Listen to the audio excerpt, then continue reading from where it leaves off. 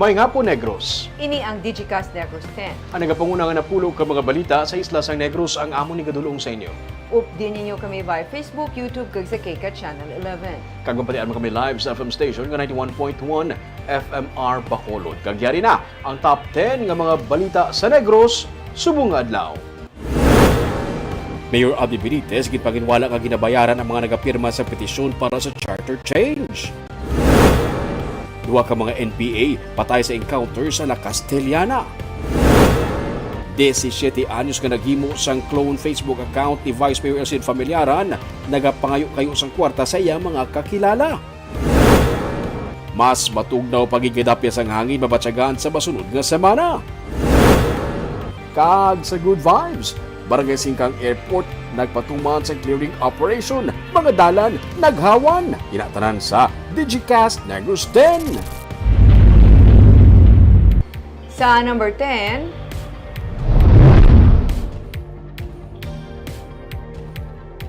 mas matugnaw pagid nga dapya sang hangin ang mabatyagan sa masunod nga semana. Abot sa Weather Bureau nga pag-asa nga mas mangin matugnaw pagid ang panahon sa masunod nga semana. Suno kay Joey Figuracion, ang climatologist sang pag-asa, ang sa karon matugnaw nga dapya sang hangin ang malabawan pa sang matugnaw nga panahon sa masunod nga semana bangod sa amihan surge o kun ang pagnubo sang temperatura.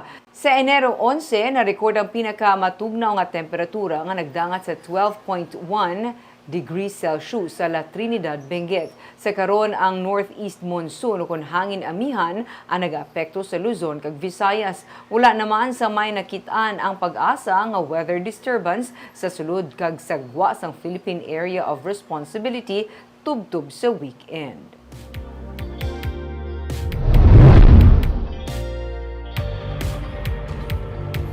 Sa number 9, gobernador sa probinsya kag Association of Chief Executives ang nag-endorso sa pagpapili sa Provincial Liga ng mga Barangay sa Regional Liga ng mga Barangay.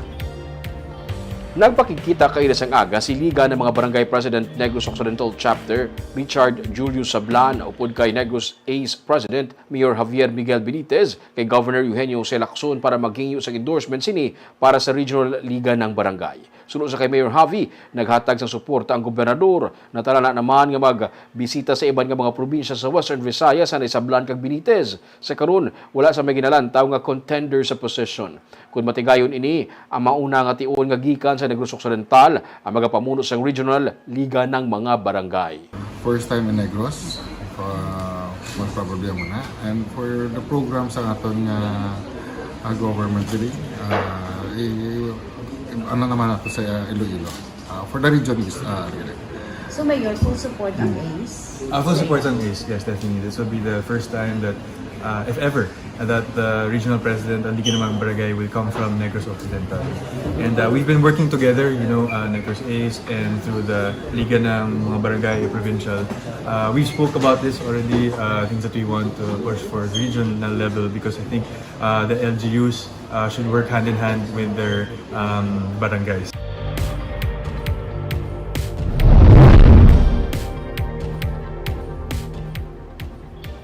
Sa number 8, poso ang hugot nga magapasiguro nga mahimo sa Bacolod City Public Plaza sa gabi. Sa pagsinapol sang katapos ang Public Order and Safety Office upod sa mga sidewalk vendors sa Bacolod Public Plaza, nakasugtan nga dapat nahimo sang ilang mga baligyaan kag hindi ini pag-ibilin sa ila paghalin. Suno kay Poso Head, retired Police General Primitivo Tabohara, nagtalana na sila sang temporaryo nga plaza administrator agud mapasiguro man nga hindi paghimuon sa mga vendors kag sang pila pa ka mga individual nga palahuwayan ang plaza. Si Councilor Celia Flor ang nanawagan sa Poso nga aksyonan ang mga illegal structures sa sulod sang plaza, pati na ang mga nagatulog sa mga napahamtang nga waiting shed. Kaina ginsapol man sang Poso ang mga vendors sa Bacolod City Government Center agud masiguro nga hindi maggutok ang mga nagalinabay nga salakyan sa palibot. But for the meantime, nag-designate ako na isang temporary storage area sa may kilid sa sectoral office para mabantayan ang mabili nga gamit. Kag ang mabili nga gamit may markings kung sinong tagiya. Pero so far kagabi time man lang to ang nagbilin to. Kay 7 na sila out of 27. But on the nga dapat once nga natapos ang ila dapat remove nila tanan nila nga structures. So nag-implement ata starting last night. And we will observe the following days naman tonight up to January, tapos sa January. Kag wala na sa may mabili nga structure dira sa sa sulod sa public plaza. Sa number 7,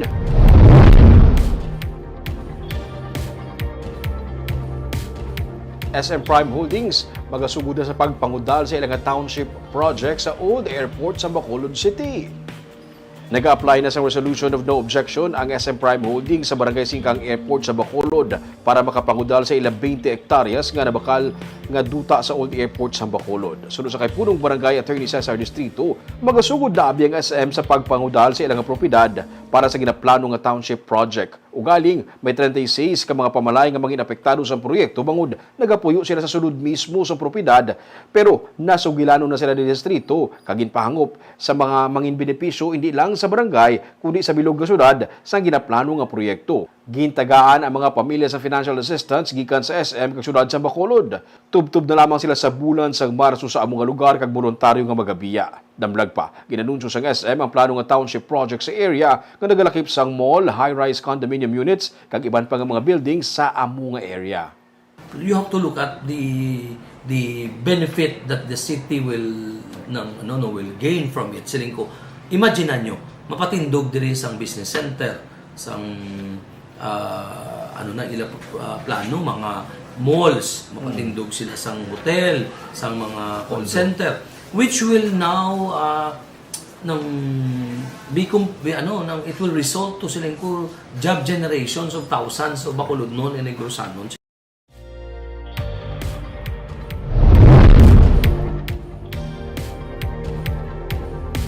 Sa number 6, 17 anyos na naghimo sang fake Facebook account ni Bacolod Advisor Elcid Familiaran. Isa ka 17 anyos nga taga-barangay Pahanukoy sa Bacolod ang natumod nga nagpeke sang Facebook account ni Bacolod Vice Mayor Elcid Familiaran. Gani magahinyo man sang bulig ang Vice Alcalde kay punong barangay Yolanda Noble. Agud malocate ang nag-clone sang i-account, agud magpangayo kayo sang kwarta. Suno kay Familiaran, duha sa iya mga kakilala nga yara sa Manila ang nakuhaan sang 1,500 pesos kag 3,000 pesos sang menor de edad. Natabuan nga na ospital ang PC Alcalde sa nagligid nga semana, rason nga gingamit ini sang impostor agud makapamentaha. Nagwa nga naga-online sabong ang menor de edad kag ang kwarta nga iya nakuha sa pagpanginto amo ang iya ginpadala sa Laguna.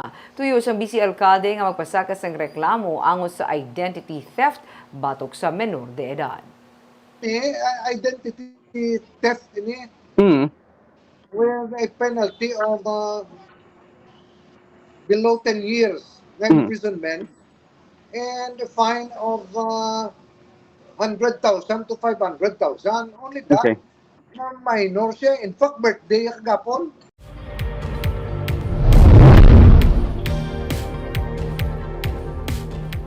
Sa number 5, duha ka mga katapos ang New People's Army patay sa engkwentro nga nagluntad sa Banwa sa La Castellana.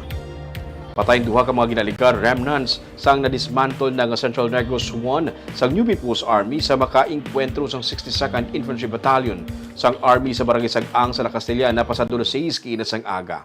Sunod sa kay 3rd Infantry Brigade Commander Brigadier General Orlando Adalin, 5 ka mga NPA naka-engkwentro sang Army nga gin-report nga nagapatigayon sang recruitment kag extortion activities sa area. Naglawig sang 3 ka minutos ang tiniruhay nga nagresulta sa pagkapatay sang duha ka mga rebelde nga wala pa makilalaan. Wala naman sang nasamaran sa bahin sang militar. May na-recover nga mga armas sa encounter site. Sunod kay Adalin, parayon pang pursuit operation sa militar sa mga nakapalagyo nga mga rebelde.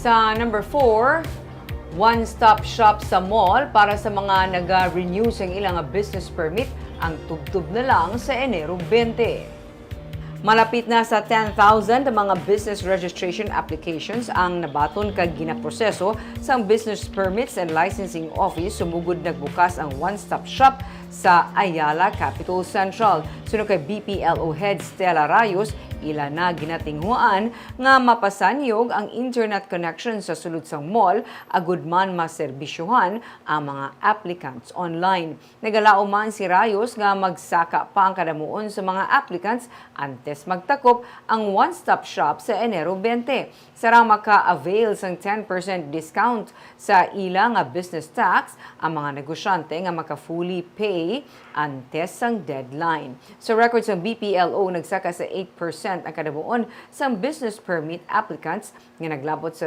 25,371 sang nagligad nga 2023. Cater kami sobra mga 500 a day. Kung if ever kung mag-online, medyo kami sa part namon, medyo kakabudlayan, di kami maglagas. Kaya since sa maton yung online application, non-stop siya, 24 hours, plus pa ang weekend, nga Saturday, Sunday. So, sige-sige, gid ang application. Pag miss kayo males namon sa subong, pagka the next day, ga-additional.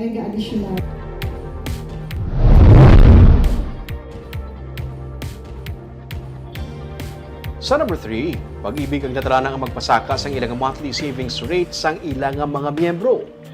Sa idalom sa new savings rate sa pag-ibig, ang maximum ng monthly computation ang manginbasihan sa pag-compute sang 2% nga employee savings kag 2% nga employer share sang mga pag-ibig fund members. Ang pasakaan sang 10,000 pesos gikan sa 5,000 pesos nga amo ang basihan sa karon.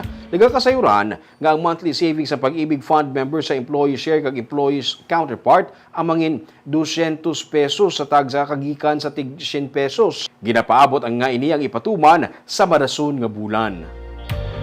Sa number 2,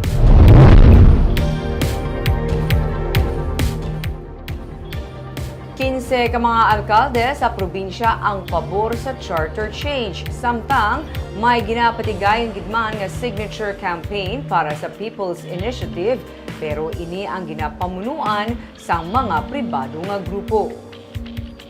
Inisunod kay Negros Association of Chief Executives President Victoria's Mayor Javier Miguel Benitez. Sa inisyal nga pag-check sa mga alkalde, may 15 nga pabor sa charter change. Kung paano ini ipatuman kag kun bala, bahin lamang sa economic provisions ang tandugon. Suno kay Benitez, wala pa nila nga matalakay ini. Ang importante, una, suno sa iya, ang mga mayara sang malabot nga konsensus.